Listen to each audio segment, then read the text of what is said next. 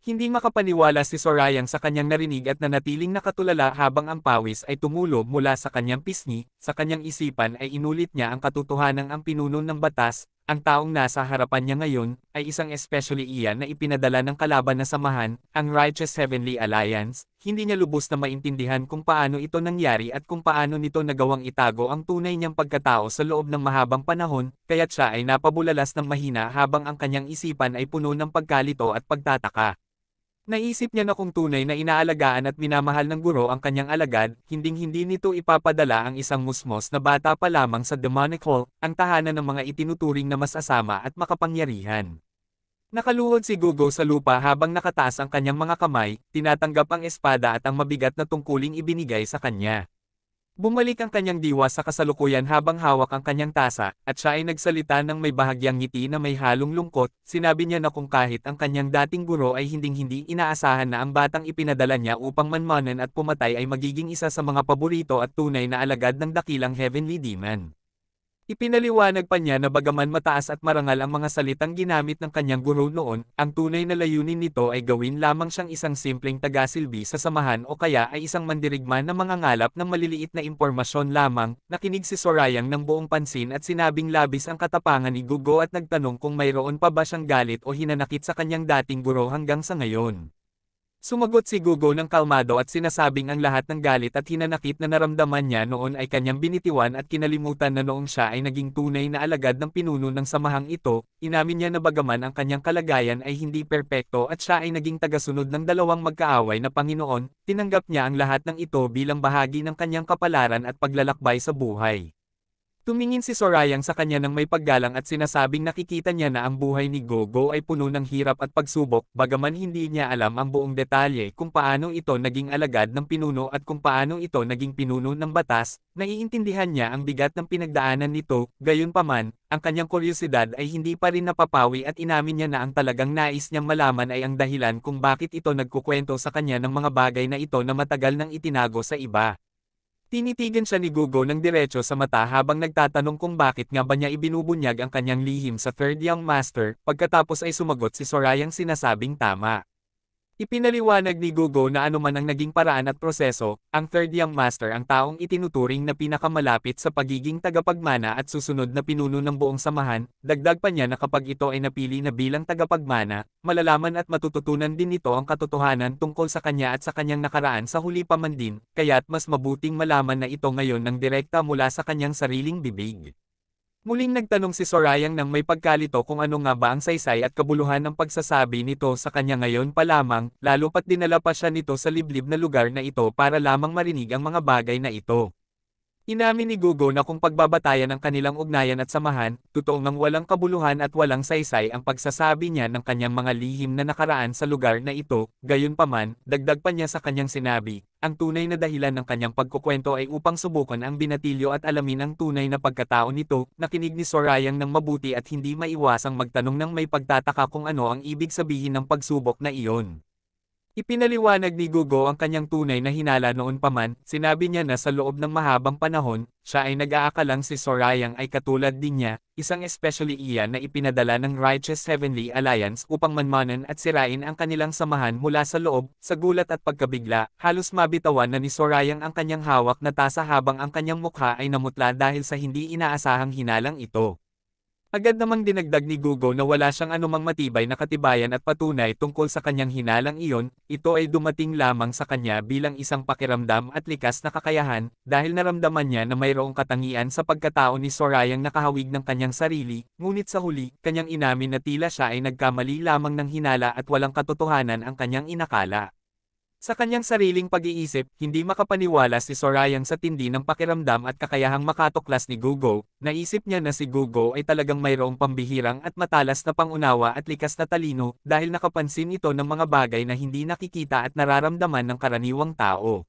Sa sandaling iyon, lumabas mula sa kainan si matandang kang habang galit na nagbubulungan sa kanyang sarili. Sinabi niya na matagal na panahon na rin mula noong huli siyang nakapagluto ng ganito, kaya't hindi siya sigurado sa lasa ng kanyang niluto.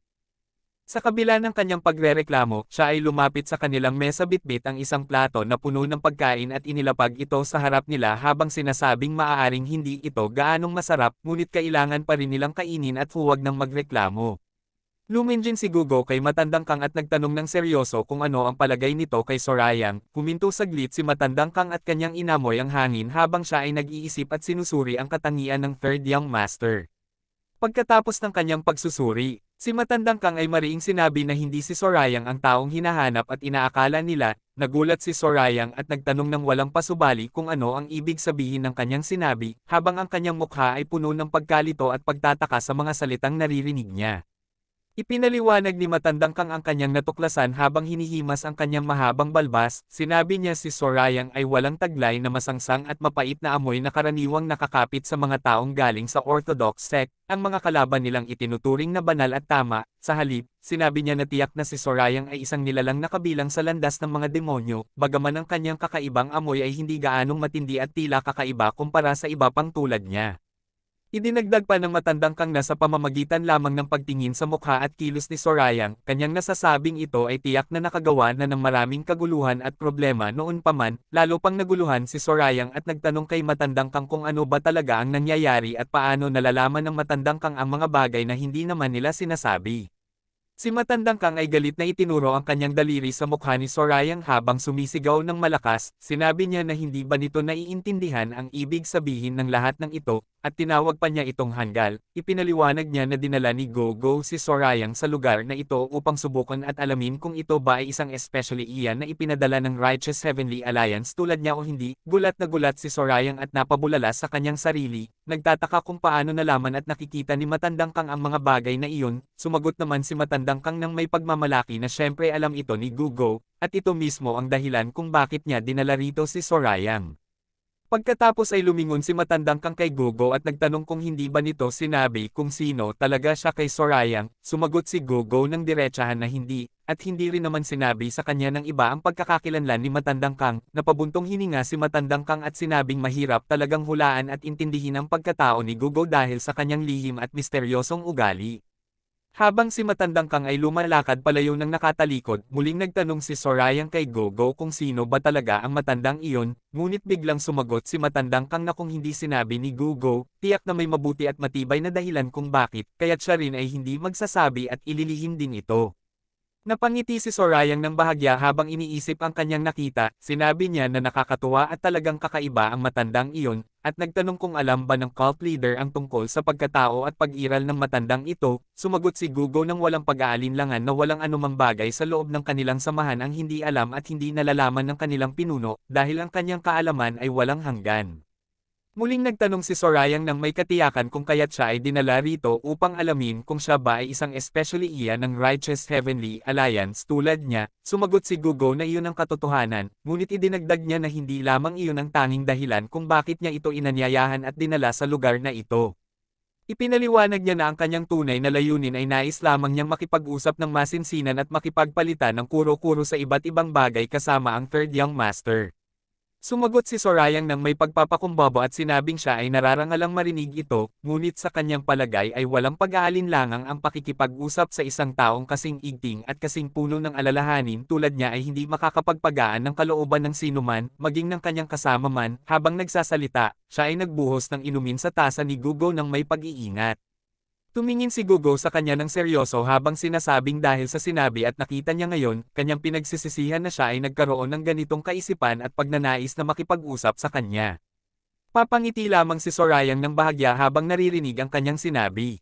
Itinaas ni Gugo ang kanyang tasa at inanyayahan si Sorayang na uminom na sila. Nagkatagpo ang kanilang mga tasa at nagdulot ng mahinang tunog. Sa gitna ng tahimik na paligid na napapaligiran ng matatandang puno, biglang nagsalita si Sorayang ng seryoso habang nakatingin kay Gugo, sinasabing mayroon siyang hiling na nais ipagawa kay Gugo.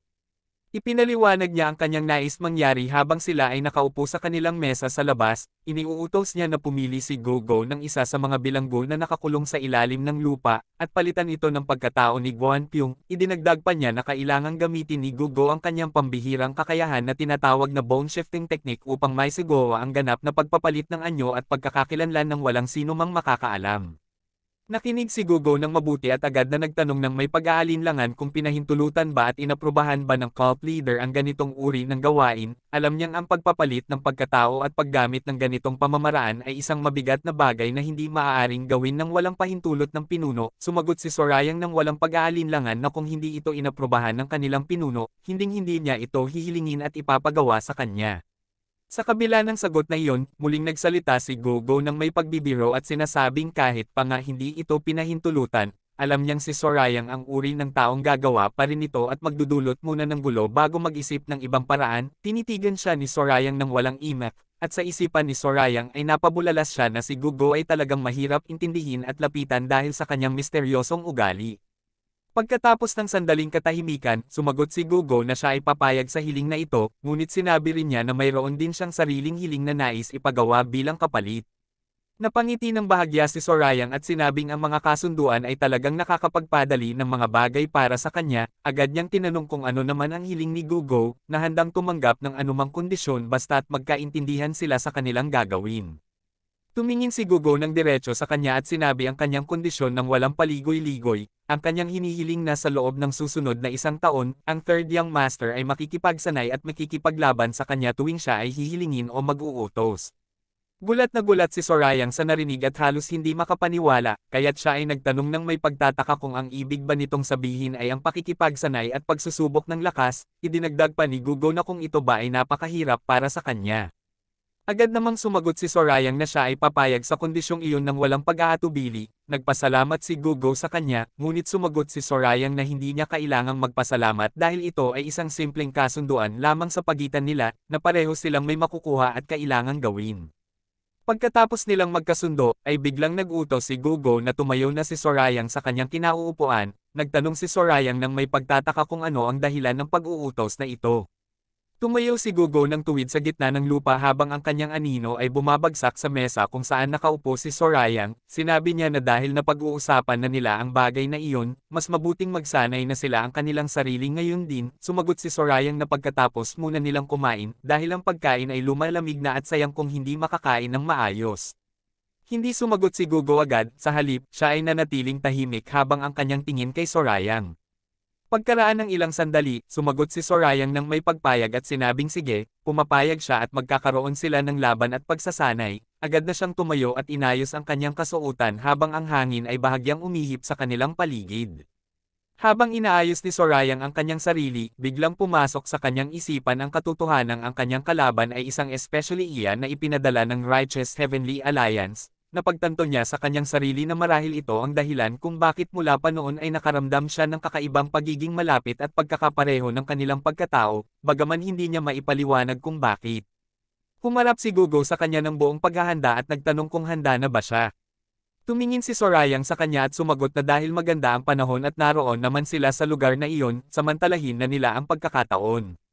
Idinagdag pa ni Sorayang na ang kanyang plano ay makipaglaban muna sa kanya, pagkatapos ay magpapahinga at iinom ng masarap na inumin, at sa huli ay matutulog ng mahimbing. Agad na sumugod si Gugo patungo kay Sorayang, na may hawak na mahabang sandata, habang si Sorayang ay mabilis ding naghanda upang harapin ang paparating na atake. Ang tagpo ay lumipat sa isang malaki at mararangyang gusali sa loob ng kanilang nasasakupan. Tumatayo si Sorayang habang hinihimas ang kanyang balikat na tila masakit, nagreklamo siya ng mahina at sinabing ang Law Arts Head ay talagang hindi alam ang kahulugan ng pagpipigil at pagiging katamtaman dahil halos maputol ang kanyang buto sa lakas ng pag-atake nito kahit pagsasanay lamang. Sa kanyang pagmumuni-muni, tumingin si Sandrine sa kanya at nagsalita na gising na si Sorayang sa wakas, at idinagdag na pagkatapos ng kanyang pagpunta sa cult leader, siya ay nakatulog ng tuloy-tuloy sa loob ng 3 araw, kaya't inakala pa ni Sandrine na siya ay namatay na dahil sa labis na pagkapagod at pinsala. Habang naglalakad si Sorayang patungo kay Sandrine, nagtanong siya kung nasaan si Anghua at bakit ito ang nagwawalis ng bakuran sa halip na si Anghua. Sumagot si Sandrine na si Anghua, na tinatawag na ngayon na Hua, ay abala sa paghahanda at paggawa ng gamot para kay Lord Maho sa kasalukuyan. Idinagdag pa niya na kailangan munang tiisin ni Sorayang ang kanyang gutom ng kaunti dahil sa dahilan na iyon. Nagulat si Sorayang nang marinig ang tawag sa pangalan nito at inulit ang pangalang Hua na may pagtataka. Tinanong niya si Sandrine kung bakit ganoon na lamang ang tawag nito kay Anghua, na parang mayroong ibig sabihin ang pagbabago ng tawag. Ipinaliwanag ni Sandri na sila mismo ang nagpasya na tawagin ang isa't isa bilang magkapatid na babae mula noon.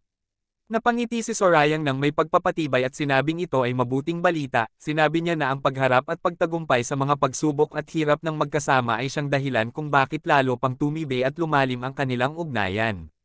Biglang sumigaw si Sandri na hindi talaga, habang siya ay humahampas ng walis kay Sorayang. Sa kanyang pag-iisip ay mariing sinasabi niya na siya ay hindi dalubhasa sa pagdukot ng tao, na parang ang pagiging malapit nila. Umiwas si Sorayang ng mabilis habang tumatawa.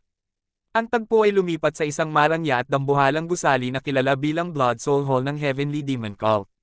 Sa loob ng silid, agad na bumangon si Dumpil nang makita niya si Sorayang at tinawag ito bilang Young Master. Agad siyang inutusan ni Sorayang na humiga muli dahil sa kanyang kalagayan. Lumapit si Sorayang sa kanya at sinabing siya ay nagsumikap ng lubos at maraming salamat sa kanyang ginawa, ngunit si Dumpil ay humingi ng paumanhin at sinabing ang kanyang sariling kakulangan ang naging dahilan ng lahat ng gulo at problema na naranasan ng kanyang Young Master.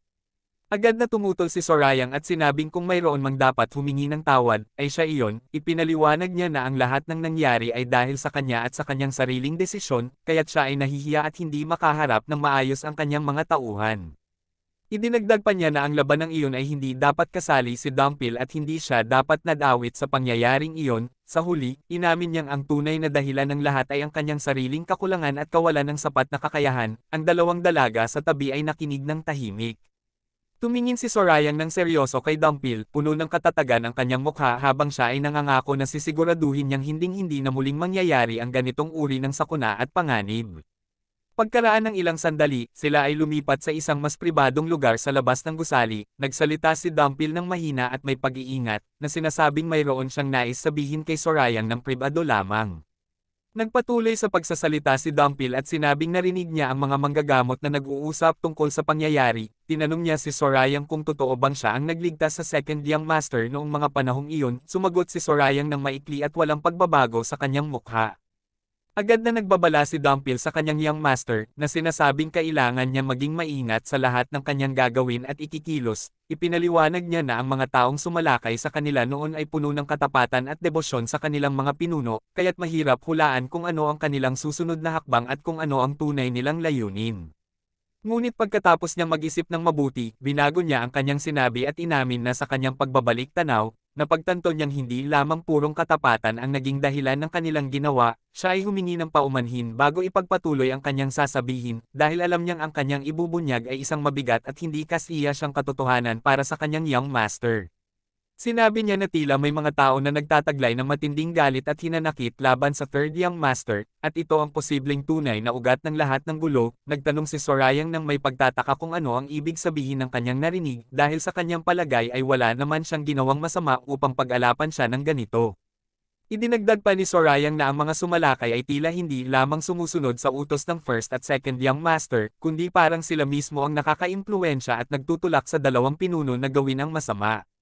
Pagkatapos ay ipinaalala niya na noong panahong iyon, ang lahat ng mga taong sumalakay ay dinakip at ikinulong sa ilalim ng lupa sa piitan. Nagtanong si Dumpil ng may pag-iingat kung ilan nga ba ang eksaktong bilang ng mga taong nakulong. Sumagot si Sorayang ng diretsahan at walang pag-aalinlangan na 7 lamang ang naitabing mga tao. Agad na sumagot si Dumpil na ang kabuuan ng mga sumalakay sa kanila ay umabot sa 25 tao. Idinagdag pa niya na 15 sa kanila ang kanyang pinatay gamit ang kanyang sariling espada.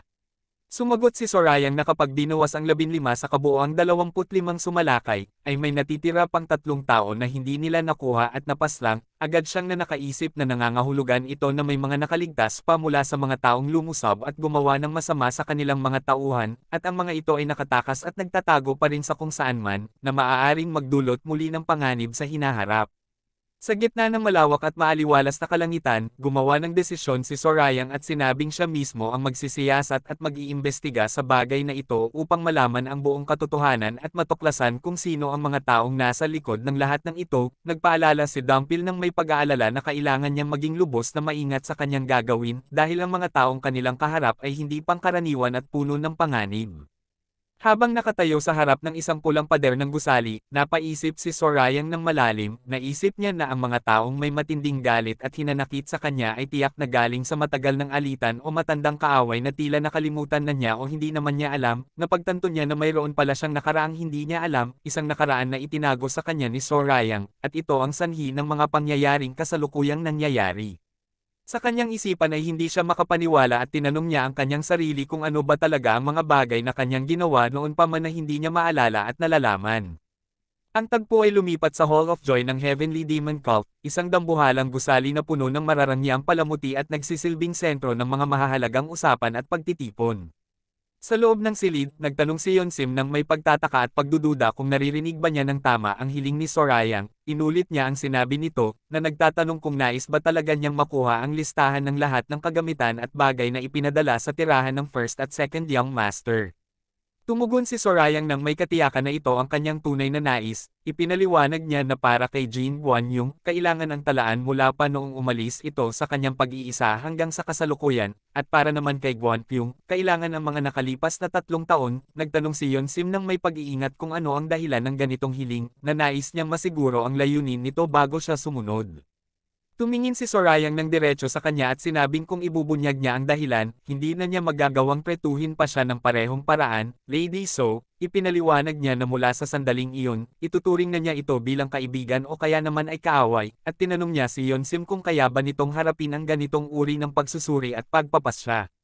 Nag-isip ng mabuti si Yonsim at sinabing kung sila ay magiging magkakampi, lalo silang magiging malapit sa isa't isa, na nangangahulugang kailangan na niyang pumanig sa panig ng Young Master simula noon pa man hanggang sa huli, sumagot si Sorayang ng walang pag-aalinlangan na ito ang tunay na kahulugan at kanyang inaasahan.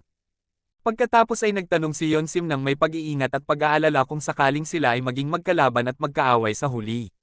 Sumagot si Sorayang ng walang pag-aalinlangan na sinasabing kung magkakaroon man ng hidwaan sa pagitan nila, maaaring kailanganin niyang bumaba sa kanyang katungkulan bilang pinuno ng nasabing bahagi ng samahan. Tahimik na humawak si Yonsim sa kanyang tasa ng tsaa habang ang kanyang isipan ay malalim na nag-iisip, napagtanto niya na ang simpleng kahilingang ito ay tila nagtatakda ng kapalaran ng buong Hall of Joy. Alam niyang ang pagsunod o pagtanggi ay parehong may kaakibat na malaking panganib at pagbabago sa takbo ng kanilang samahan, kaya't maingat niyang tinitimbang ang bawat posibleng mangyari. Pagkaraan ng ilang sandali, siya ay gumawa ng kanyang desisyon at mariing sinabing sa ganitong pagkakataon ay hindi niya itatanong ang dahilan at hindi rin niya tutuperin ang kahilingan. Tinitigan siya ni Sorayang ng diretso at nagtanong ng may pagtataka kung ang ibig ba nitong sabihin ay ang Hall of Joy ay ituturing na siyang kaaway simula noon pa man. Ipinaliwanag ni Yonsim na tulad ng alam na rin ng lahat, ang Internal Enlightenment Facility ay ang pangkat na nananatiling walang kinikilingan sa loob ng Divine Cult. Ito ang dahilan kung bakit hanggang ngayon ay hindi pa niya naipapakita o naibibigay ang mga talaan na hinihingi nito. Idinagdag pa niya na tiyak na alam din ni Sorayang na ang paghingi ng ganitong uri ng bagay ay hindi pangkaraniwan at labag sa nakasanayan.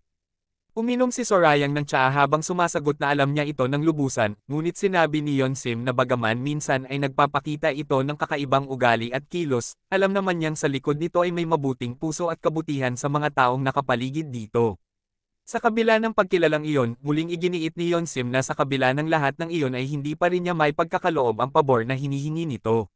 Sa isipan ni Sorayang ay inamin niya na hindi talaga madaling mapasunod at mapilitan ang isang taong may matibay na prinsipyo, napagtanto niya na si Yonsim ay hindi isang karaniwang kalaban na madaling mapapayag at masasakop lamang sa pamamagitan ng simpleng usapan, at kailangan niya ng ibang paraan upang makuha ang nais niya.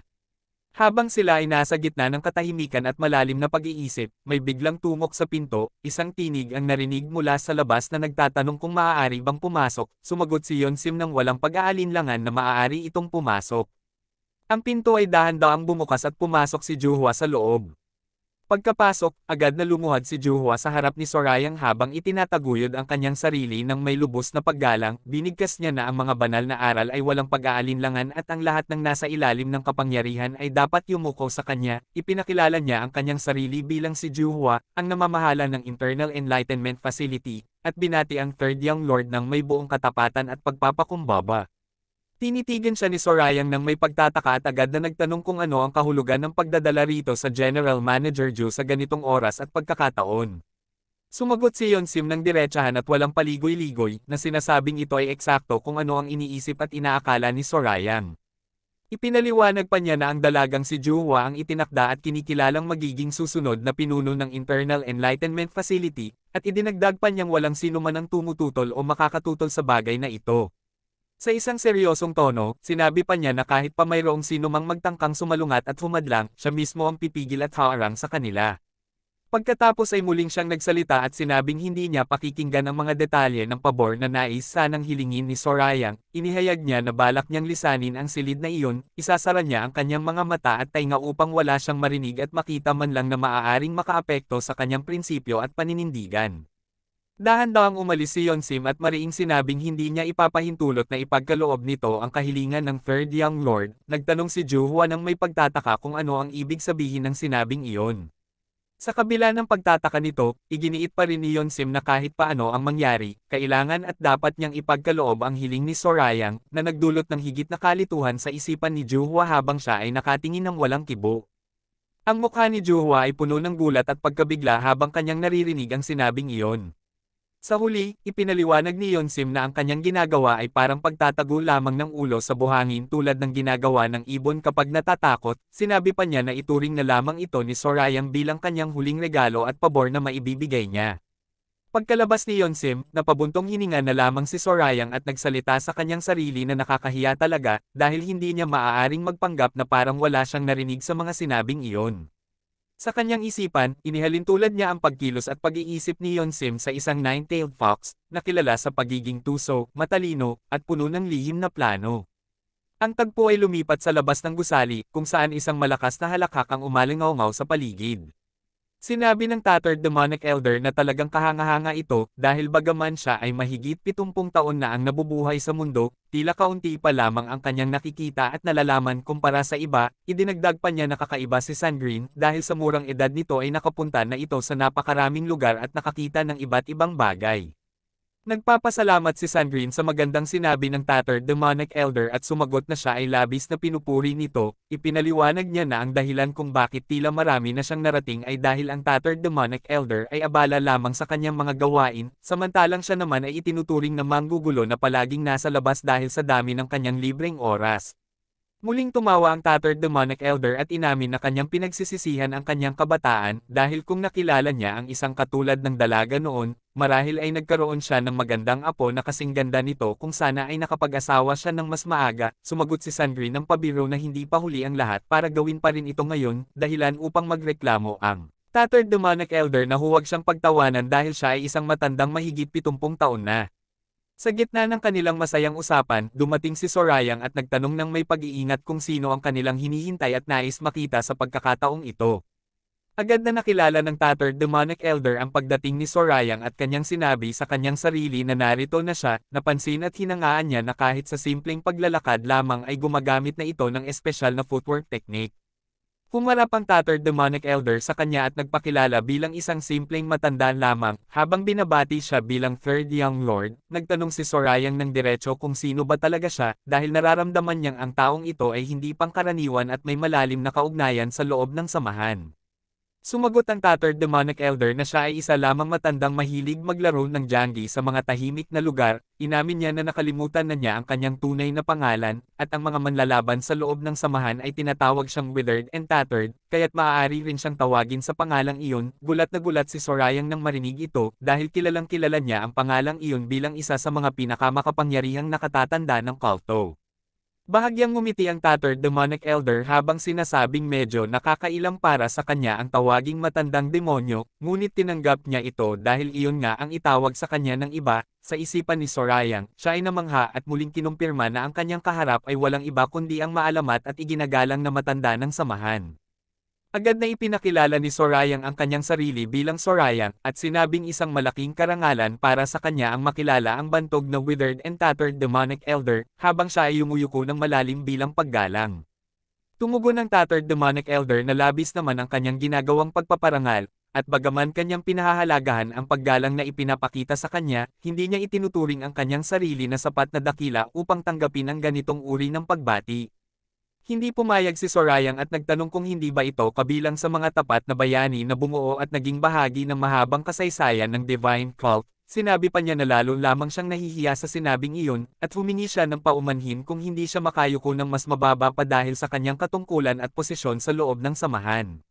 Sa kanyang isipan, nagtaka ang tattered demonic elder kung bakit ipinakilala ni Sorayang ang kanyang sarili bilang Sorayang lamang sa halip na gamitin ang kanyang titulo bilang Third Young Lord, ngunit agad din niyang napagtanto na ang ganitong kilos ay patunay na si Sorayang ay hindi mayabang at tunay na may mabuting pag-uugali, na lalo pang nagpataas ng kanyang paggalang dito. Humingi ng paumanhin ang tattered demonic elder dahil sa hindi niya pagpapaanunsyo bago dumating, at inamin niyang biglaan lamang ang kanyang pagpunta doon ng walang abiso. Sumagot naman si Sorayang na ito ay walang anumang problema, at nais niyang malaman na ang sinumang nakatatandang miyembro ng samahan ay laging malugod na tinatanggap sa kanyang kinaroroonan. Biglang nagtanong si Sorayang may katuwaan kung mahilig ba itong uminom ng alak, agad na sumagot ang tattered demonic elder nang may kagalakan na tama ang kanyang hinala dahil ang pag-inom ay isa sa mga bagay na labis niyang kinahihiligan. Ang tagpo ay biglang lumipat sa ibang lugar kung saan ang hangin ay tila nagbago at naging mabigat, ang mga dahon ng puno ay nagsimulang gumalaw ng mabilis dahil sa biglaang pagdating ng malakas na chi. Ibinubuhos ni Hungrian ang kanyang napakalakas na chi palibot sa kanyang katawan, ang asul na liwanag ay kumalat ng mabilis at humahampas patungo sa kanyang target. Sa lakas ng kanyang inilabas na kapangyarihan, ang tinamaan ay agad na nawasak, kasabay nito ay ang mga makakapal na bato at pader ay nagkapira-piraso at lumipad sa ere dahil sa lakas ng puwersa, habang si Hungrian ay nakatayo lamang sa gitna nito na hawak ang kanyang sandata. Pagkatapos ng kanyang makapangyarihang pag-atake, napabuntong hininga si Hungrian, biglang may nagsalita at sinabing tunay na kahanga-hanga at pambihira ang kanyang ginawa. Sa kanyang likuran, biglang lumitaw ang Matande na walang iba kundi ang Iron Sword Demonic Elder ng Heavenly Demon Divine Cult. Nagulat si Hungrian nang makita ito at tinawag niya ito ng may pagtataka, bahagyang ngumiti ang Iron Sword Demonic Elder at sinabing kakaibang paraan iyon ng pagtawag sa kanya. Sa gitna ng wasak na paligid, tinanong ni Hungrian ang Iron Sword Demonic Elder kung kailan pa nito nalaman na doon siya nagsasanay. Sumagot ang Iron Sword Demonic Elder nang may pagkalito kung ano ang ibig nitong sabihin, kaya't nilinaw ni Hungrian na ang tinutukoy niya ay ang pagsasanay dito. Agad na sumagot ang Iron Sword Demonic Elder na ngayon lamang niya nalaman. Muling nagtanong si Hungrian kung ano ang layunin ng pagdating nito at kung mayroon ba itong kailangan sa kanya. Sumagot ang Iron Sword Demonic Elder ng diretsahan na oo, talagang mayroon siyang nais sabihin at gawin. Agad na nagdahilan si Hungrian na wala naman siyang ginawang masama at bagay na nararapat na parusahan. Sumagot ang Iron Sword Demonic Elder ng mahinahon na hindi siya naroon upang parusahan at pagsabihan ito. Muling nagtanong si Hungrian ng may pagtataka kung ano nga ba ang tunay na dahilan ng pagdating nito. Ipinaliwanag ng Iron Sword Demonic Elder na wala siyang karapatang turuan si Hungrian kung paano nito dapat pamahalaan ang kanyang sariling buhay, at hindi siya naroon upang magbigay ng mga utos at pangaral na parang siya ay mas nakahihigit. Ngunit idinagdag pa nito na bagaman iyon ang kanyang pananaw, nakita niya na patuloy pa ring inilalagay ni Hungrian sa panganib ang kanyang sariling buhay sa bawat pagsasanay na ginagawa nito. Natigilan si Hungrian at tinitigan siya ng walang kibo. Tinanong ng Iron Sword Demonic Elder kung naaalala pa ba ni Hungrian ang kanilang unang pagkikita. Ipinagpatuloy ng Iron Sword Demonic Elder ang kanyang sinabi na iyon ay mahigit 10 taon na ang nakalilipas, noong panahong si Hungrian ay nagsasanay pa lamang at nagsisimula pa lamang matuto ng sining ng pakikipaglaban. Sinabi ng Iron Sword Demonic Elder na noong mga panahong iyon, siya ang nagturo at nagbigay ng paalala tungkol sa mga pagkakamali at kakulangan sa paraan ng pakikipaglaban ni Hungrian. Idinagdag pa niya na ang reaksyon at pagtugon ni Hungrian noon ay talagang kahanga-hanga at kakaiba. Sa isang alaala mula sa nakaraan, habang sila ay nagsasanay, ang kabataang dalaga ay buong tapang na sumagot sa Iron Sword Demonic Elder. Sinabi niya na mas mabuti pa sanang linisin nito ang sarili nitong espada kung mayroon pa itong panahon upang pangaralan ang iba tungkol sa sining ng pakikipaglaban. Natahimik ang Iron Sword Demonic Elder at ang lahat ng naroon ay nagulat sa kanyang sinabi, habang ang Iron Sword Demonic Elder ay nanatiling nakatulala. Bumalik ang tagpo sa kasalukuyan, biglang napakamot si Hungrian sa kanyang pisngi habang namumula sa hiya. Tinanong niya ang kanyang sarili ng may pag-aalinlangan kung sinabi ba talaga niya ang mga salitang iyon noon, habang ang Iron Sword Demonic Elder ay nakatayo sa kanyang tabi na may halong pagtataka at pagkataka sa inasal ni Hungrian. Ipinagpatuloy ng Iron Sword Demonic Elder ang kanyang sinasabi at sinabing hindi lang doon nagtapos ang lahat. Ipinaalala niya kay Hungrian ang naging sanhi rin ng iba't ibang kaguluhan dahil sa kanyang pagtutol sa kawalan ng katarungan sa loob ng pangkat ng nagsasanay. pati na rin ang iba pang pangyayaring naganap noon. Idinagdag pa niya na matapang na sinabi ni Hungarian na ang sinumang namumuno sa isang samahan ay nararapat na mahusay na pamahalaan ang kanyang mga nasasakupan. Sinabi pa ng Iron Sword Demonic Elder na kung hindi niya ito pinigilan noon, tiyak na pinatay na siya ng guro dahil sa pagsuway at paghihimagsik. Bahagyang inis si Hungarian at tinawag niya ang Iron Sword Demonic Elder at sinabi niya na nakakatuwang makita muli ito matapos ang mahabang panahon, ngunit siya ay abala rin at ang kanilang pag-uusap ay nakakaubos ng oras na dapat sana ay para sa kanyang pahinga at pagsasanay. Sa halip na sumagot agad, ang Iron Sword Demonic Elder ay dahan-dahang hinawakan ang hawakan ng kanyang espada, ang hangin sa paligid ay biglang nagbago at naging mabigat habang ang kanyang chi ay dahan-dahang kumakalat at tumitindi. Ang kanyang mga mata ay naging matalim at puno ng katiyakan habang siya ay nakatingin sa harap. Bigla ang humajabis ang espada ng Iron Sword Demonic Elder, at sa isang iglap ay lumitaw ang isang makapal na pader ng liwanag at chi na isang dambuhalang alon na papalapit kay Hungarian. Ang bilis at lakas nito ay hindi pangkaraniwan, at si Hungarian ay napilitang umatras agad habang ang hangin ay tila napunit sa lakas ng hagupit ng sandata. Namangha si Hungarian ng husto at hindi makapaniwala sa kanyang nakikita, bulungan siya sa kanyang sarili habang nakatingin sa kababalaghang nangyayari. Nanatiling nakatayo ang Iron Sword Demonic Elder sa gitna ng umiikot na liwanag habang ipinakikilala niya ang kanyang ginagawa bilang Dragon Sword 10 Techniques. Ipinaliwanag niya na ito ay isang pamamaraan sa paggamit ng espada na siya mismo ang lumikha, gamit ang lahat ng kanyang natutuhan sa mahabang panahon, na pinagsama ang mga pamamaraan ng karaniwang sining, hindi pangkaraniwang paraan, at maging ang sining ng mga demonyo sa daigdig ng pakikipaglaban. Nanalaki ang mga ni Hungarian, habang nagtanong at binigkas ang pangalan ng pamamaraang iyon, napansin niya at sinabing ang anyo at galaw nito ay tila kahawig ng kanyang sariling pamamaraan na tinatawag na Phantom Beast Greatsword. Habang pilit na sinasalag ni Hungarian ang umiikot na chi patungo sa kanya, mariing sinabi ng Iron Sword Demonic Elder na walang duda, kinuha at kinopya lamang ni Hungarian ang pamamaraang ito mula sa kanya. Ang kanyang espada ay patuloy na nagpapadala ng makapangyarihang alon ng chi, habang si Hong ay galit na tumutol at isinigaw na hindi niya ito ninakaw, dahil siya mismo ang lumikha at bumuo nito gamit ang sarili niyang pagsisikap at pag-iisip.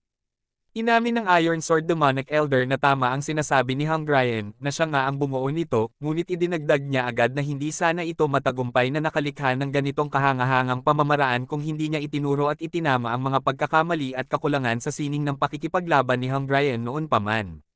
Napilitang umamin si Hungarian at naiintindihan niya na hindi sinasadya ay nagamit niya ang mga prinsipyong itinuro nito noon nang hindi namamalayan, ngunit agad din niyang itinanong ng may inis kung ano ngayon ang ibig sabihin nito, dapat ba niyang ipagpalit at ibigay pa nga ang kanyang sariling braso bilang kapalit ng kanyang nagawa. Nagtanong pabalik ang Iron Sword Demonic Elder nang may katuwaan kung papayag ba si Hungarian na kunin niya ang braso nito kung sasagot siya ng oo. Agad na sumagot si Hungarian na syempre ay hindi niya ito hahayaan, bagaman inamin din niya na halatang siya ang matatalo kung sakaling magkaroon ng laban sa pagitan nila. Tinanong ng Iron Sword Demonic Elder na puno ng pagtataka kung lalaban pa rin ba ni Hungarian at pipigilan siya kahit alam nitong siya ay tiyak na matatalo. Sumagot si Hungarian ng galit at mariing nagtanong kung uupo lamang ba siya roon at hahayaan na lamang kunin ang kanyang braso ng walang kalaban-laban. Idineklara niya na hindi niya iyon magagawa, dahil kung matatalo man siya at mawawalan ng braso, sisiguraduhin naman niyang kukunin niya kahit ang isang mata ng kanyang kalaban bilang ganti bago siya tuluyang bumagsak. Sa narinig na sagot, ang Iron Sword Demonic Elder ay hindi nakapigil at bahagyang napangiti sa kabila ng seryosong sitwasyon. Biglang nagkaroon ng pagsabog ng hangin at alikabok sa kanilang paligid, at nang mawala ang usok. Sila ay muling nakatayo sa lupa na magkahiwalay ngunit nananatiling nakahanda. Sinabi ng Iron Sword Demonic Elder na hindi niya moari kung paano at bakit sila pinagdugtong ng tadhana sa ganitong paraan. Dagdag pa niya na bagaman tila nakakatawa para sa isang taong tinatawag na Demonic Elder na sabihin ito, minsan ay mahirap ding intindihin ang nais ng kalangitan at ang dahilan ng mga pangyayari. Sa biglaang pagkakataon, tinawag ng Iron Sword Demonic Elder ang tunay na pangalan ng dalaga, Yui Hungarian. Labis na nagulat si Hungarian nang marinig ang kanyang pangalan mula sa bibig nito. Ang Iron Sword Demonic Elder ay tumitig ng maigi kay Hungarian habang kanyang inihaharap ang mahalagang pagpipilian. Tinanong niya ito kung mananatili ba ito bilang pinuno ng Berserk Demon Squad, o kung mas gugustuhin nitong sumailalim sa kanyang pangangalaga at maging kanyang alagad. Idiniin niya na kailangan nitong magpasya agad, dahil ang desisyong ito ang magtatakda ng kanyang landas sa hinaharap. Nanatiling nakatayo si Hungarian ng tuwid at matatag habang hawak ang kanyang espada, at tinitigin ang Iron Sword Demonic Elder ng walang takot.